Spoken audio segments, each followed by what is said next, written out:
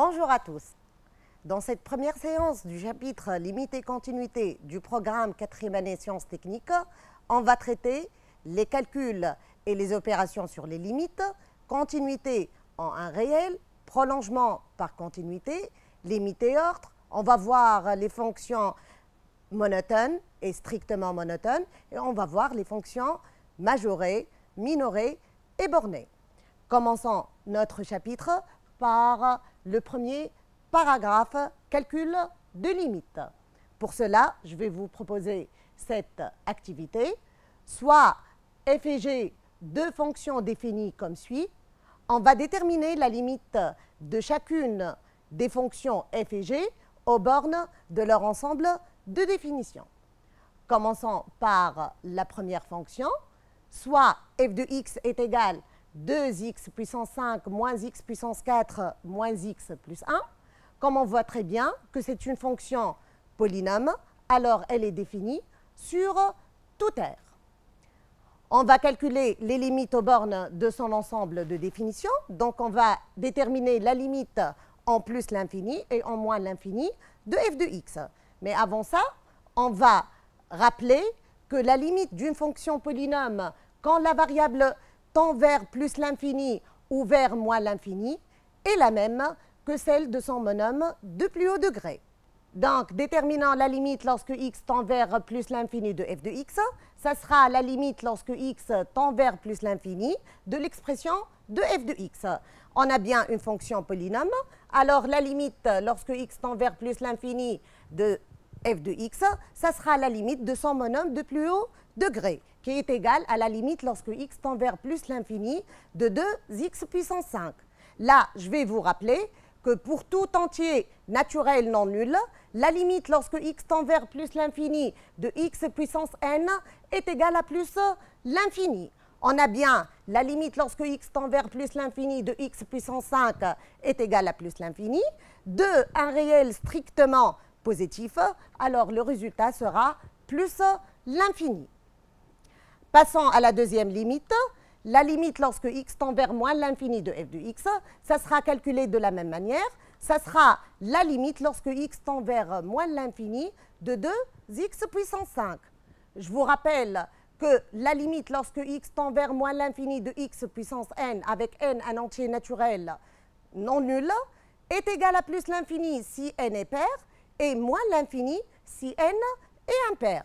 On est dans le cas où 5 est un entier impair, alors la limite lorsque x tend vers moins l'infini de x puissance 5 est égale à moins l'infini.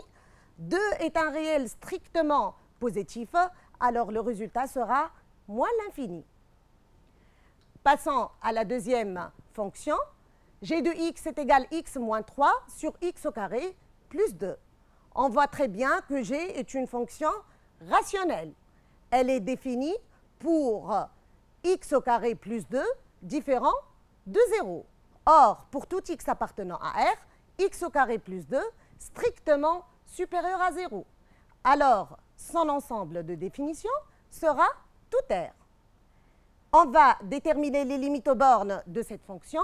Donc, on va déterminer la limite lorsque x tend vers moins l'infini et plus l'infini de g de x. Mais avant ça, je vais vous rappeler que la limite d'une fonction rationnelle quand la variable tend vers plus l'infini ou vers moins l'infini est la même que celle du quotient du monôme du plus haut degré. Passons au calcul des limites. La limite lorsque x tend vers moins l'infini de g de x est égale à la limite lorsque x tend vers moins l'infini de x moins 3 sur x au carré plus 2. Là, ça sera la limite lorsque x tend vers moins l'infini de x sur x au carré, puisque x, c'est le monôme de plus haut degré de l'expression au niveau de numérateur, et x au carré, c'est le monôme du plus haut degré de l'expression au niveau de dénominateur. En effectuant une simplification par x, on obtient la limite lorsque x tend vers moins l'infini de 1 sur x, qui est égale à 0. De même, on va déterminer la limite en plus l'infini. Ça sera calculé de la même manière que en moins l'infini, c'est égal à 0. Passons au deuxième paragraphe, opération sur les limites.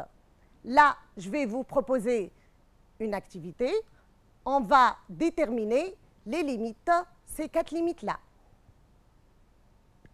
Commençons par la première limite. Comme on voit très bien, c'est la limite de la somme de 2 fonctions. La limite lorsque x tend vers plus l'infini de racine de 2x au carré plus x. Mais avant ça, je vais vous rappeler que f et g de fonctions, L et L' de réel, les résultats qui suivent concernent les opérations sur les limites en un réel ou à l'infini. Donc, si la limite de f est égale à L et la limite de g est égale à L', alors la limite de la somme est égale à la somme des limites, est égale à L plus L'. Si limite de f est égale à L et limite de g est égale à plus l'infini, alors la limite de f plus g est égale plus l'infini. Si la limite de f est égale à moins l'infini et la limite de g est égale à L', alors la limite de f plus g est égale à moins l'infini. Là, si la limite de f est égale à la limite de g est égale à plus l'infini, alors la limite de f plus g est égale à plus l'infini. Et si limite de f est égale à limite de g est égale à moins l'infini, la limite de f plus g sera moins l'infini. Mais on peut trouver un petit problème. Si limite de f est égale à moins l'infini et limite de g est égale à plus l'infini, alors on ne peut pas conclure la limite de f plus g, ça sera une forme indéterminée. Revenons à notre limite. Comme on voit très bien, la limite lorsque x tend vers plus l'infini de 2x au carré plus x est égale, la limite de son monome de plus haut degré 2x au carré est égale à plus l'infini. Or, si la limite de f est égale à L, alors la limite de racine de valeur absolue de f est égale racine de valeur absolue de L. Alors, la limite de racine de 2x au carré plus x est égale à plus l'infini. Et limite lorsque x tend vers plus l'infini de x est égale à plus l'infini, alors la limite finale sera plus l'infini. Passons à la deuxième limite. Là, je vais effacer.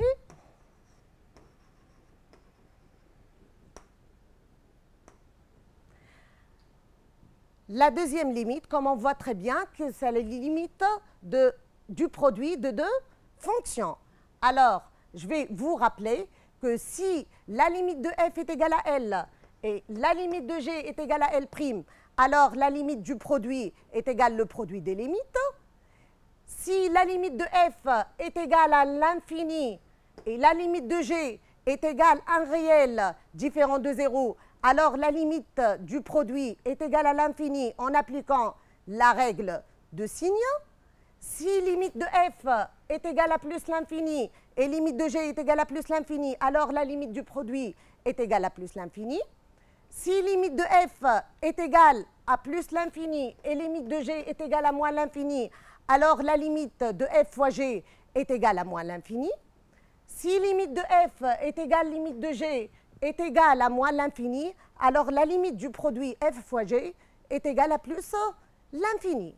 Mais on ne peut pas conclure, si la limite de f est égale à 0 et la limite de g est égale à l'infini, on ne peut pas conclure la limite de la fonction produit. Il va s'agir d'une forme indéterminée.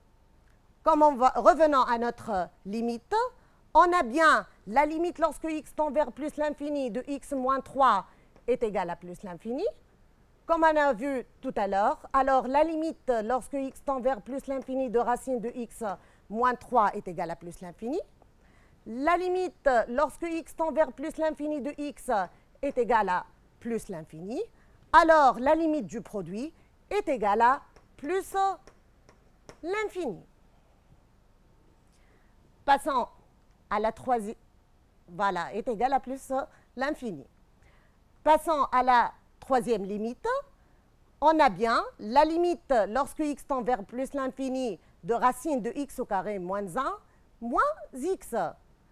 On a bien la limite lorsque x tend vers plus l'infini de x au carré moins 1 est égale à plus l'infini. Alors la limite de la racine, ça sera plus l'infini. La limite lorsque x tend vers plus l'infini de moins x est égale à moins l'infini. Comme on a vu tout à l'heure qu'on ne peut pas conclure si la limite de f est égale à moins l'infini et limite de g est égale à plus l'infini, alors on ne peut pas conclure la limite de la somme. Il va s'agir d'une forme indéterminée.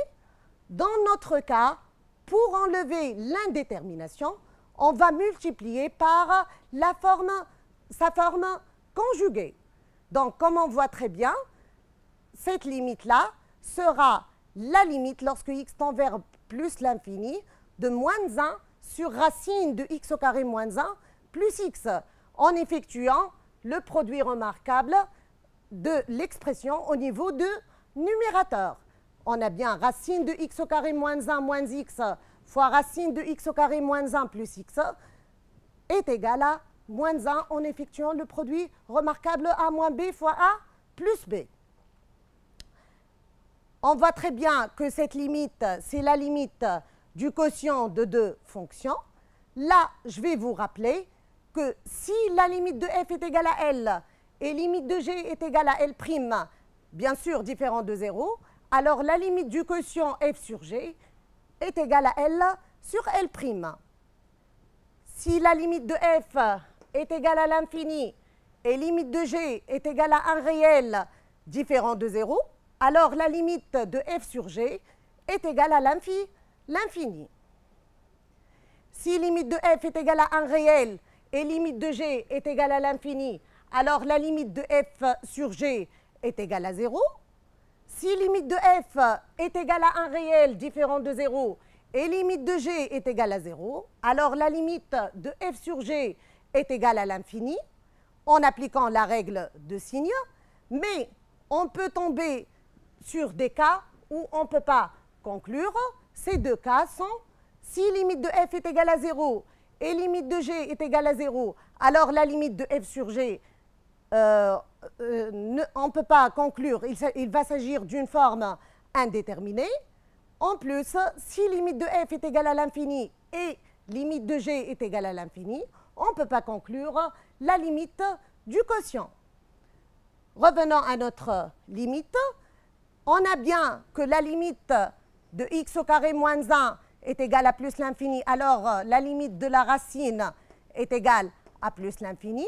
La limite de x est égale à plus l'infini. Alors la limite finale sera 0 par quotient. Passons à la quatrième limite. La limite lorsque x tend vers de plus de 1 sur x racine de x moins 2. On a bien que la limite de x, limite lorsque x tend vers 2 plus de x est égale à 2. La limite lorsque x tend vers 2 plus de racine de x moins 2 est égale à 0. Alors, on voit très bien que la limite de x racine de x moins 2 va tendre vers 0 plus. Par quotient, le résultat sera plus l'infini. Passons au troisième paragraphe, continuité en 1 réel. Là, je vous donne cette illustration graphique. Comme on voit très bien, on a deux figures. Dans la première, qu'est-ce qu'on remarque? On remarque que la courbe de f met en évidence un tracé continu au point de coordonnées A, f de A. Dans la deuxième figure, on voit très bien que la courbe met en évidence un saut de tracé au point A de coordonnées A, f de A.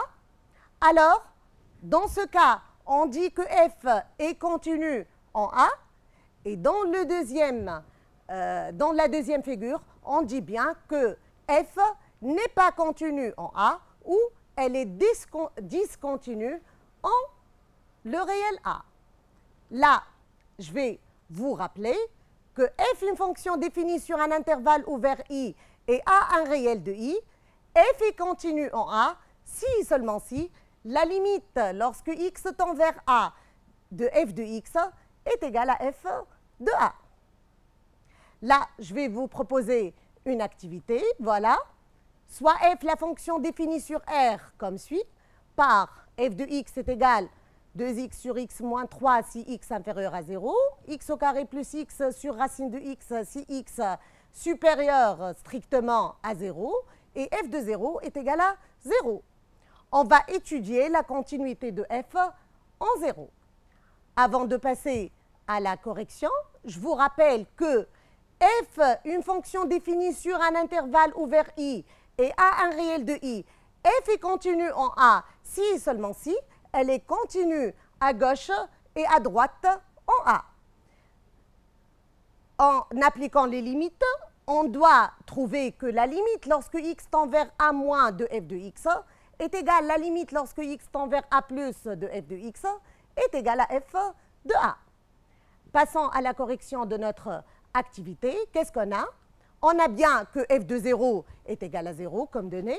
Donc, on va étudier la continuité de f à gauche et à droite en 0.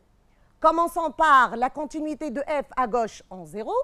Donc, la limite lorsque x tend vers 0 moins de f de x, ça sera la limite lorsque x tend vers 0 moins de 2x sur x moins 3, la restriction de f sur l'intervalle moins l'infini 0. On a bien la limite lorsque x tend vers 0 de 2x est égal à 0. De x moins 3 lorsque x tend vers 0 moins est égal à moins 3. Alors, la limite sera est égale à 0, qui est l'image de 0. D'où la fonction f est continue à gauche en 0. Passons à la continuité de f à droite en 0. Alors, on va calculer la limite lorsque x tend vers 0 plus de f de x. Ça sera la limite lorsque x tend vers 0 plus de x au carré plus x sur racine de x, la restriction de f sur l'intervalle 0 plus l'infini. On a bien que la limite lorsque x tend vers 0 plus de x au carré plus x est égale à 0. La limite lorsque x tend vers 0 plus de racine de x est égale à 0. C'est une forme indéterminée. Pour enlever l'indétermination, on va effectuer une factorisation par x de l'expression au niveau du numérateur. Donc, on obtient la limite lorsque x tend vers 0 plus de x fois x plus 1 sur racine de x. On va effectuer une simplification par racine de x. X sur racine de x, ça sera égal à racine de x.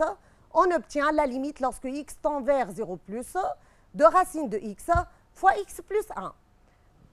La limite lorsque x tend vers 0 plus de racine de x est égale à 0.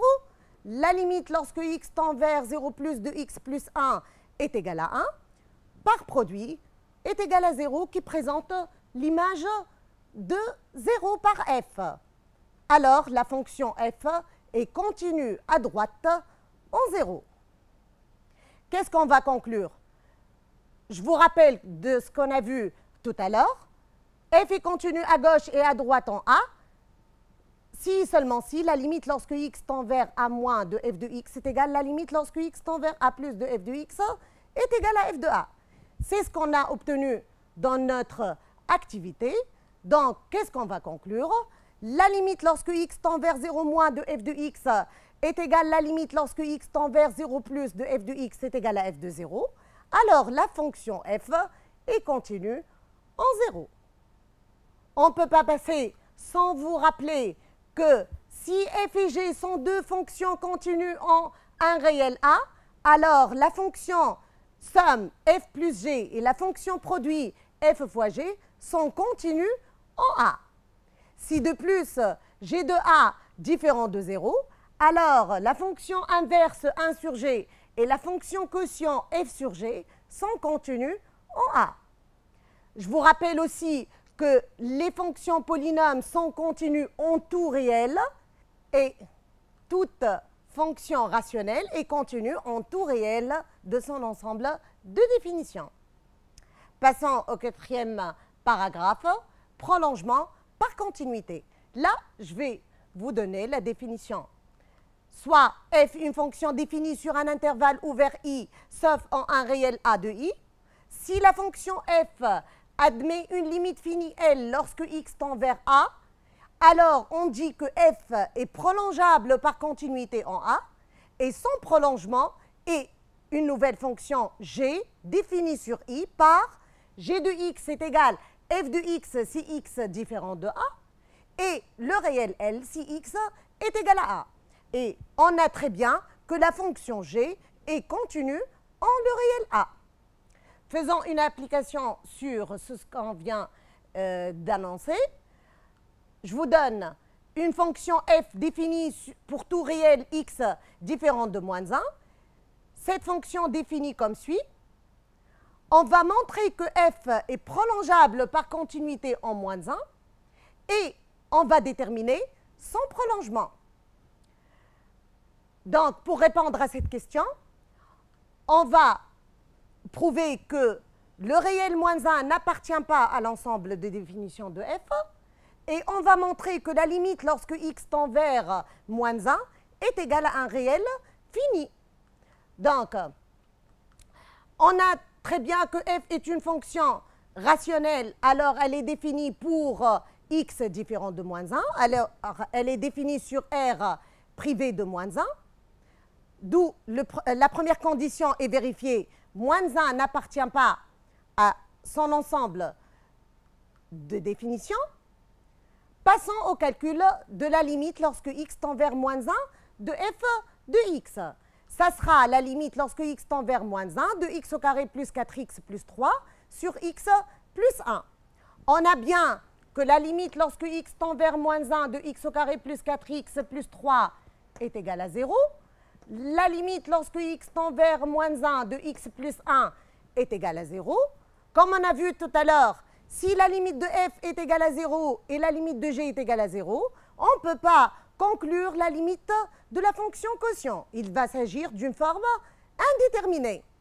Dans notre cas, pour enlever l'indétermination, on va effectuer une factorisation de l'expression au niveau du numérateur. Comme on voit très bien, c'est un trinôme de second degré. On va déterminer ces deux racines, soit par le calcul du discriminant delta, soit dans notre cas, c'est très simple, on a a moins b plus c est égal à 0. Donc, les racines seront moins 1 et moins 3. Soit qu'on a moins 1, une racine de ce trinôme. Alors, en effectuant le produit a fois x' fois x seconde est égal à c sur a, on a moins 1, une racine. Alors, la deuxième racine sera moins 3. On rappelle qu'une factorisation de ax au carré plus bx plus c est égale à a fois x moins x' fois x moins x seconde. Dans notre cas, on obtient la limite lorsque x tend vers moins 1 de x plus 1 fois x plus 3 sur x plus 1. On va effectuer une simplification par l'expression de x plus 1. On obtient la limite lorsque x tend vers moins 1 de x plus 3. Donc, qu'est-ce qu'on a obtenu? La limite lorsque x tend vers moins 1 de f de x est égale à 2. On a moins 1 n'appartient pas à l'ensemble de définition de f. On a la limite lorsque x tend vers moins 1 de f de x est égal à 2, un réel fini. Là, on peut annoncer que la fonction f est prolongeable par continuité en moins 1. On va définir son prolongement. Le prolongement de f est défini par g de x qui est égal à l'expression de f de x si x différent de moins 1 et de si x est égal à moins 1. Passons au quatrième paragraphe, limite et ordre. Commençons par la première activité, voilà. On va montrer que pour tout réel x, on a moins x au carré plus 2x moins 5 strictement inférieur à 0. Dans la deuxième question, on va calculer la limite lorsque x tend vers moins 2 de moins x au carré plus 2x moins 5. Et dans la troisième question, on va déterminer la limite lorsque x tend vers moins 2 de valeur absolue de moins x au carré plus 2x moins 5. pour répondre à la première question, on va poser l'expression a de x est égal moins x au carré plus 2x moins 5. Comme on voit très bien que c'est un trinôme de second degré, pour déterminer son signe, on va calculer son discriminant delta, qui est égal à, on rappelle que le discriminant d'un trinôme de second degré est égal b au carré moins 4ac. Dans notre cas, delta est égal 2 au carré moins 4 fois moins 1 fois moins 5. À tout calcul fait, on obtient moins 16. Moins 16, c'est un réel strictement inférieur à 0. Alors, ce trinôme prend le signe de A. D'où, pour tout x appartenant à R, on a moins x au carré plus 2x moins 5, strictement inférieur à 0. On va calculer la limite lorsque x tend vers moins 2 de moins x au carré plus 2x moins 5. Comme on voit très bien, la limite en un réel d'une fonction polynôme. Toute fonction polynôme est continue en tout réel de R. Donc cette limite sera l'image de moins 2 qui est égale à moins 13 par cette expression. Là, je vais vous rappeler que soit f est une fonction définie sur un intervalle ouvert I, sauf peut-être en un réel A, on suppose que la limite lorsque x tend vers A de f de x est égale à L. Si la fonction f de x supérieure ou égale à 0 pour tout x de I, distinct de A, on a la limite L supérieure ou égale à 0. Et si la limite, si f de x inférieur ou égal à 0 pour tout x de I distinct de A, alors la limite L sera inférieure ou égale à 0. C'est ce qu'on a obtenu dans notre cas. On a montré tout à l'heure que pour tout x appartenant à R, moins x au carré plus 2x moins 5 inférieur strictement à 0, alors la limite en moins 2, on a obtenu un réel inférieur à 0. Passons à la troisième question. La limite lorsque x tend vers moins 2 de valeur absolue de moins x au carré plus 2x moins 5. Là, je vais vous rappeler que si la limite de f est égale à L, alors la limite de valeur absolue de f est égale à la valeur absolue de L. Dans notre cas, on a bien que la limite lorsque x tend vers moins 2 de moins x au carré plus 2x moins 5 est égale à moins 13. Alors cette limite-là est égale à la valeur absolue de moins 13 qui est égale à 13. On ne peut pas passer sans vous rappeler que f et g, deux fonctions définies sur un intervalle ouvert I, sauf peut-être en un réel A de I, pour x différent de A, si f de x inférieur ou égal à g de x, limite lorsque x tend vers A de f de x est égal à L, limite lorsque x tend vers A de g de x est égal à L', alors la limite L inférieure ou égale à L'. On peut appliquer ce retenant sur notre activité. On sait très bien que pour tout x appartenant à R, moins x au carré plus 2x moins 5 inférieur ou égal à la valeur absolue de moins x au carré plus 2x moins 5. C'est ce qu'on a obtenu. La limite lorsque x tend vers moins 2 de moins x au carré plus 2x moins 5 est égal à moins 13, inférieure à la limite lorsque x tend vers moins 2 de valeur absolue de moins x au carré plus 2x moins 5 qui est égal à 13. Passons à une deuxième activité. Soit f une fonction définie sur R étoile telle que f de x compris entre moins x au carré et x au carré. On va déterminer la limite lorsque x tend vers 0 de f de x. Avant de passer à la réponse, je vous rappelle que f, g et h, trois fonctions définies sur un intervalle ouvert I, sauf peut-être en un réel A de I, pour tout x différent de A, si f de x compris entre deux fonctions h de x et g de x Et la limite lorsque x tend vers a de g de x est égal à L, la limite lorsque x tend vers a de h de x est égal à L, alors la limite lorsque x tend vers a de f de x est égal à L. Appliquons ça sur notre activité. Qu'est-ce qu'on a? On a bien que f de x compris entre moins x au carré et x au carré. On a la limite lorsque x tend vers 0 de moins x au carré est égal à 0. La limite lorsque x tend vers 0 de x au carré est égal à 0. Alors, la limite lorsque x tend vers 0 de f de x est égal à 0. Passons à une nouvelle activité. Voilà. Soit f une fonction définie sur R étoile par f de x égale x sinus de 1 sur 2x plus 3. On va montrer que pour tout x différent de 0, on a valeur absolue de f de x moins 3 inférieure ou égale à valeur absolue de x. Et puis, on va déduire la limite lorsque x tend vers 0 de f de x. Passons à la réponse. Pour tout x différent de 0, on a valeur absolue de f de x moins 3. Ça sera égal à valeur absolue de x sinus de 1 sur 2x en remplaçant f de x par son expression x sinus 1 sur 2x plus 3 moins 3, on obtient cette égalité. Alors, la valeur absolue de a fois b est égale valeur absolue de a fois valeur absolue de b, donc est égale la valeur absolue de x fois valeur absolue de sinus de 1 sur 2x. On a bien, pour tout x différent de 0, sinus de 1 sur 2x compris entre moins 1 et 1, d'où la valeur absolue de sinus de 1 sur 2x inférieure ou égale à 1.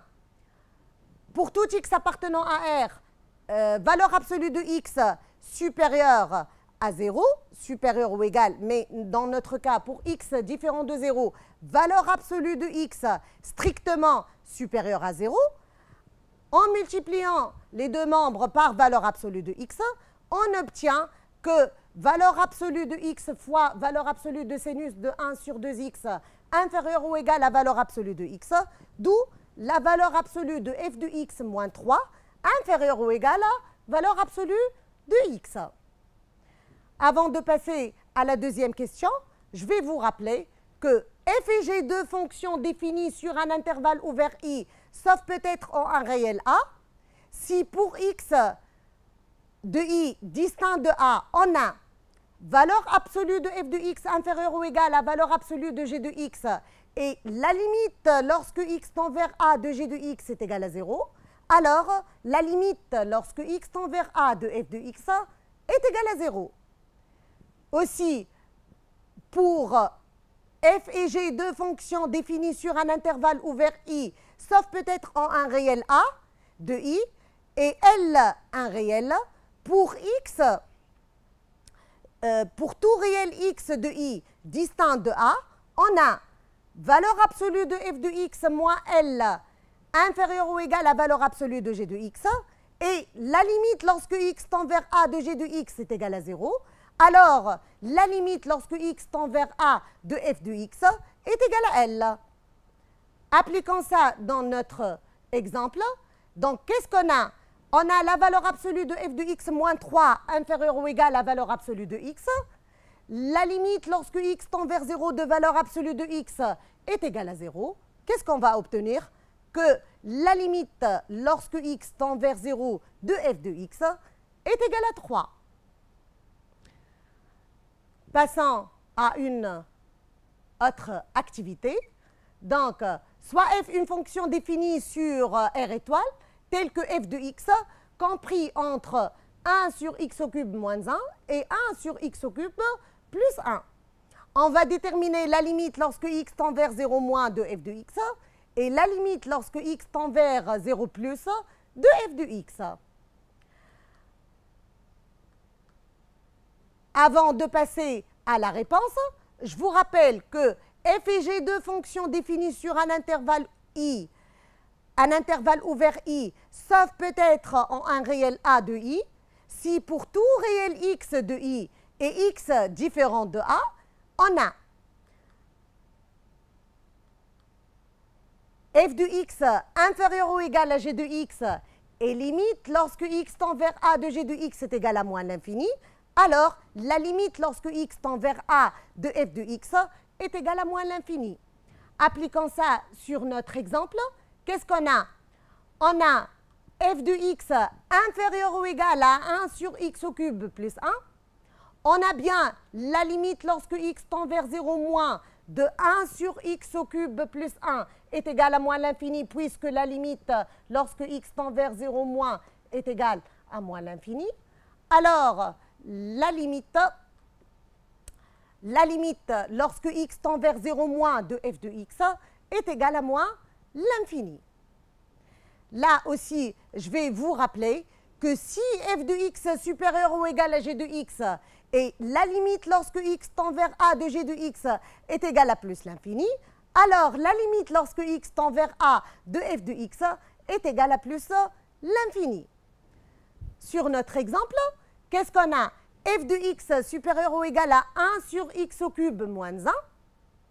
La limite lorsque x tend vers 0 plus de 1 sur x au cube moins 1 est égale à plus l'infini, puisque la limite de 1 sur x au cube lorsque x tend vers 0 plus est égale à plus l'infini. Alors, la limite lorsque x tend vers 0 plus de f de x est égale à plus l'infini. Passons au 5e paragraphe, les fonctions monotones et limites. Là, je vais vous définir c'est quoi une fonction monotone. Soit i un intervalle de r, une fonction est dite monotone sur i lorsqu'elle est croissante ou décroissante sur l'intervalle i. Et une fonction est dite strictement monotone sur un intervalle i lorsqu'elle est strictement croissante ou strictement décroissante sur l'intervalle i. Je vais vous donner cette activité-là. Soit f une fonction définie sur l'intervalle fermé moins de 0 par f de x égale x valeur absolue de x plus 1. On va étudier le sens de variation de f sur l'intervalle moins de 0. Mais avant ça, je vais vous rappeler c'est quoi une fonction strictement croissante.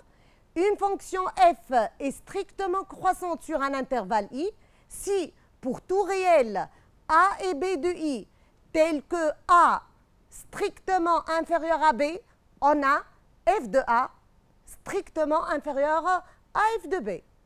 Et aussi, une fonction est strictement décroissante sur un intervalle i si pour tout réel a et b de i tel que a strictement inférieur à b, on obtient f de a strictement supérieur à f de b. Revenons à notre activité. Pour étudier le sens de variation de f sur l'intervalle moins de 0, en premier lieu, on va donner l'expression de f de x sur l'intervalle moins de 0. Donc, sur l'intervalle moins de 0, qu'est-ce qu'on a? F de x égale x valeur absolue de x plus 1. Quand x inférieur ou égal à 0, alors la valeur absolue de x, ça est égal à moins x, parce que la valeur absolue de x est égale à x si x supérieur ou égal à 0, et son opposé, moins x, si x inférieur ou égal à 0. Dans notre cas, f de x est égal x fois moins x plus 1. Donc, la fonction f de x sera moins x au carré plus 1. Pour étudier son sens de variation sur l'intervalle moins de 0, on va prendre deux réels a et b de l'intervalle moins de 0, tels que a strictement inférieur à b. On va effectuer des encadrements pour a et b. Alors, en levant au carré a et b, le signe va changer puisque a et b sont deux réels négatifs. Alors, a au carré, ça sera supérieur à strictement AB au carré. En multipliant par moins 1, qui est un réel strictement négatif, on obtient moins A au carré inférieur strictement à moins B au carré. En ajoutant 1 des deux côtés, on ne va pas changer de signe, on obtient moins A au carré plus 1 inférieur strictement à moins B au carré plus 1. D'où f de A inférieur strictement à f de B. On a parti de A strictement inférieur à B, on a obtenu que f de A strictement inférieur à f de B. Alors, qu'est-ce qu'on va conclure? Que f est strictement croissante sur l'intervalle moins 2, 0. Passons à une deuxième question.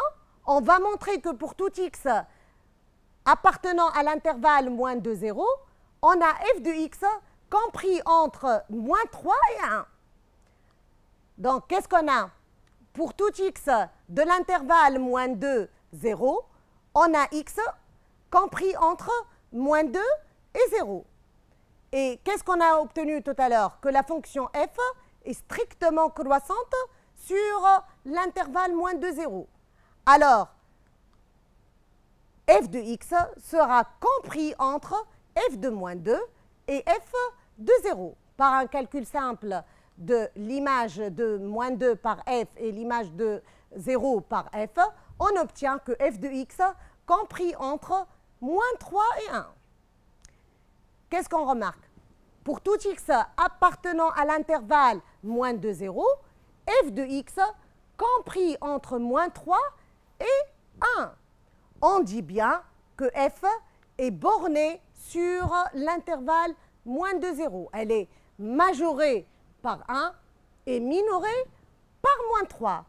Là, je vais vous rappeler de la définition d'une fonction majorée.